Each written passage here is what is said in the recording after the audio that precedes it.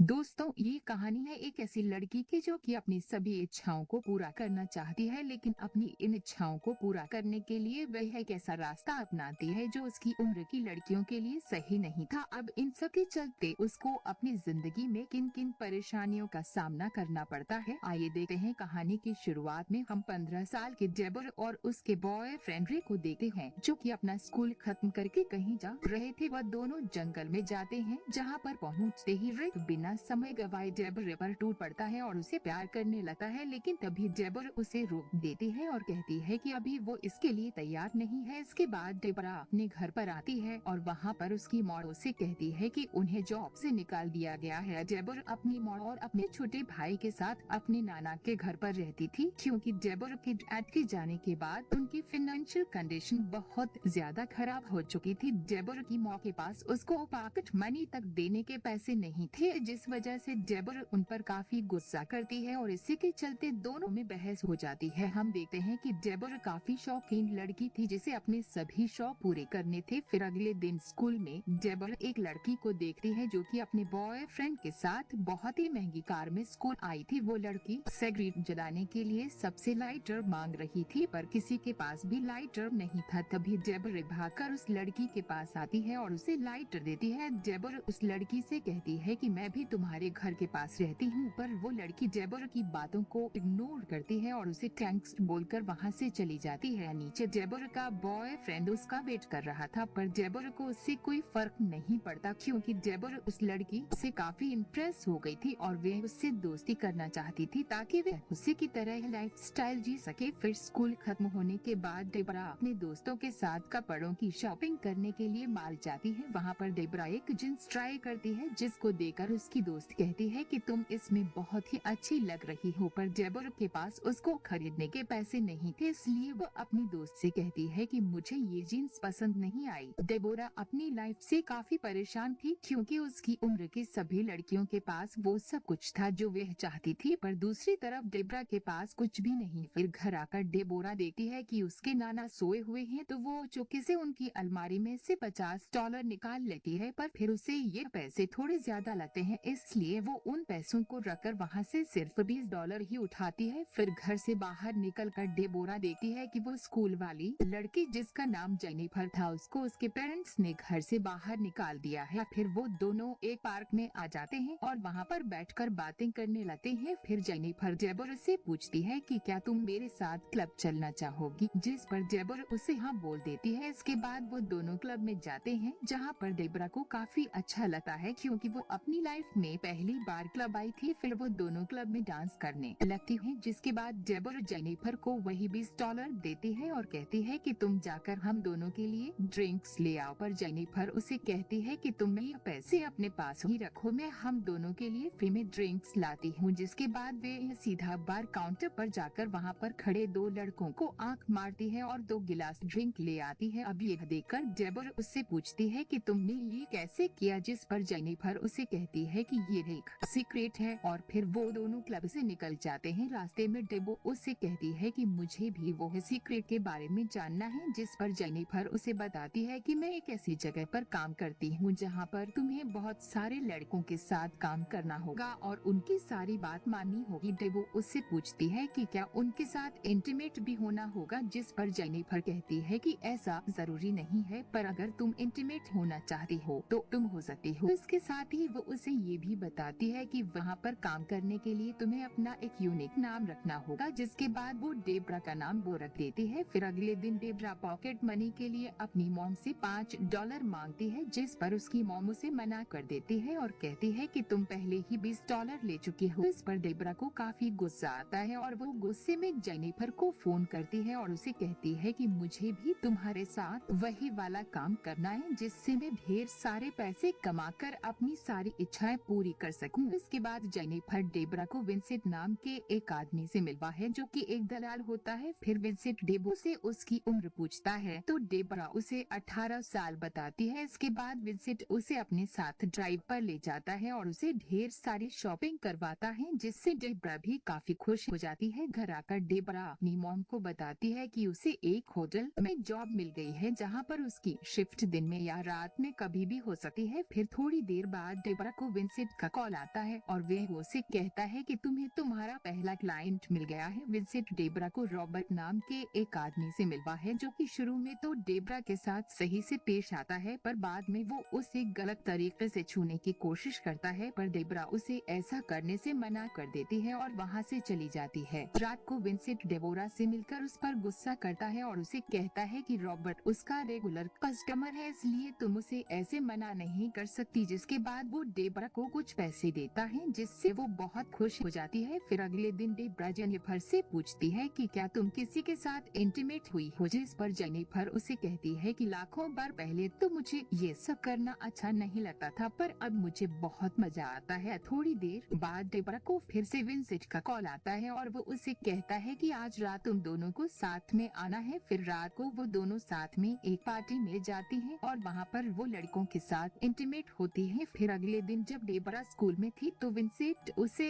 Message करता है और उसे कहता है कि तुम्हारा क्लाइंट तुम्हारा इंतजार कर रहा है, इसलिए तुम्हें अभी आना होगा। अब डेबोरा के पास और कोई ऑप्शन नहीं था, इसलिए वो अपने स्कूल में बीमारी का बहाना लगाकर वहाँ से चली जाती है। फिर क्लाइंट के पास पहुंचकर डेबरा देखती है कि ये तो रॉबर्ट ही था, जो कि उस रात उसके साथ कुछ नहीं कर पाया था, लेकिन इस बार रॉबर्ट अपना टाइम वेस्ट ना करते हुए सीधा डेबरा पर टूट पड़ता है और उसके साथ इंटीमेट होने लगता है। फिर कार्यक्रम खत्म होने के बाद डेबरा काफी उदास लग रही थी, तो विंसेंट उसे कहता है कि जब तुम्हारा स्कूल खत्म हो जाएगा तो मैं तुमसे शादी कर लूंगा। और ये सुनकर डेबरा को बहुत अच्छा लगता है। अब डेबरा का डर खत्म हो चुका था, इसलिए अब वो किसी के साथ भी इंटीमेट होने के लिए तैयार थी। अब डेबरा एक एक करके अपने सभी क्लाइंट्स को खुश करने लगती है, जिससे वो ढेर सारा पैसा भी कमा लेती है। अगले दिन डेबरा के भाई का बर्थडे होता है और घर के सभी लोग मिलकर पार्टी करते हैं। तभी डेबो को विंसेंट का कॉल आता है और वो अपनी मॉम से कहती है कि मुझे एक इम्पोर्टेंट काम के लिए होटल वापस जाना होगा, पर जब डेबरा की मॉम उसे जाने से मना कर देती है तो डेबरा उनसे झगड़ा करके वहाँ से चली जाती है। इसके बाद वो सभी क्लब जाते हैं और वहाँ पर डांस करते हुए एक आदमी डेबरा के पास आता है और उसे इधर उधर छूने की कोशिश करता है, पर डेबरा उसे मना कर देती है और कहती है कि अगर तुम मुझे $400 दोगे तो मैं तुम्हें जन्नत की सैर करवा दूंगी। अब वो आदमी उसे $400 देने के लिए मान जाता है, जिसके बाद डेबरा उसे बाथरूम में ले जाकर उसे खुश कर देती है। यहाँ पर विंसेंट ये सब देख रहा था और उसे ये देखकर बहुत बुरा लगता है। जिसके बाद जब वो दोनों घर जा रहे होते हैं तो बीच रास्ते में ही विंसेंट डेबरा के साथ इंटीमेट हो जाता है। अब इतनी मेहनत करने के बाद जब डेबरा अपने घर पर आती है तो वो देखती है कि उसकी मॉम को वो सारे पैसे मिल गए थे जो वो अपने इस काम से कमा रही थी। उसकी मॉम उससे पूछती है कि ये सारे पैसे कहाँ से आए, तो डेबो उनको बताती है कि ये मेरी मेहनत की कमाई है। अब ये सुनकर उसकी मॉम को गुस्सा आ जाता है और वो डेबरा को अपने घर से बाहर निकाल देती है। बाहर आकर डेबरा विंसेंट को कॉल करती है, लेकिन उसका फोन स्विच ऑफ होता है। अब डेबो के पास और कोई ऑप्शन नहीं था, इसलिए वह रॉबर्ट के घर चली जाती है, पर तभी रॉबर्ट के घर पर पुलिस आ जाती है और वह डेबरा को रिहैब सेंटर भेज देते हैं। रिहैब में डेबरा एक लड़की से मिलती है जिसका नाम लिली होता है। डेबरा और लिली की काफी अच्छी दोस्ती हो जाती है और फिर एक दिन डेबरा लिली को विंसेंट का नंबर देती है और उसे कहती है कि तुम इसे कॉल करो ताकि आकर मुझे यहाँ से ले जाए। अगले दिन डेबरा की मॉम उससे मिलने आती है, पर डेबरा उनसे काफी गुस्सा थी, इसलिए वो उनसे वहाँ पर कोई बात नहीं करती। फिर अगले दिन डेबरा के नाना भी उससे मिलने आते हैं और वो उसे कहते हैं कि तुम्हारी मॉम ने तुम्हें यहाँ पर भेजकर बिल्कुल सही किया। अब ये देखकर हम व्यूअर्स को पता चलता है कि इस मास्टर प्लान के पीछे डेबरा की मॉम का ही हाथ था। फिर कुछ दिन रिहैब में बिताने के बाद डेबरा वहाँ से छूट जाती है और निकलते ही वह सीधा विंसेंट के घर पर जाती है। यहाँ पर विंसेंट डेबरा के बाल काट देता है ताकि कोई भी उसे पहचान ना सके। फिर विंसेंट उसे बताता है कि जब तुम यहाँ पर नहीं थी तो मेरा काम पूरी तरह बंद हो गया था और खर्चा चलाने के लिए मैंने लोगों से उधार पैसे लिए थे। इस पर डेबो उससे कहती है कि अब मैं ये काम दोबारा नहीं कर सकती। फिर हम देखते हैं कि डेबरा से मिलने वहाँ पर जेनिफर भी आती है, जो कि अब बहुत ज्यादा कमजोर हो चुकी थी। थोड़ी देर बाद डेबरा देखती है कि घर के नीचे कुछ लोग विंसेंट से मिलने आए हैं और वे उन्हें अपनी आईडी दिखा रहा है। ये देखकर डेबरा सोचती है कि शायद उसे भी अपनी आईडी दिखानी होगी, इसलिए वह अपने पर्स में अपनी आईडी को चेक करती है, पर उसकी आईडी वहाँ पर नहीं होती और तब उसे पता चलता है कि विंसेंट उसी की आईडी उन लोगों को दे रहा है और वो अपना उधार चुकाने के लिए डेबोरा को ही उन लोगों को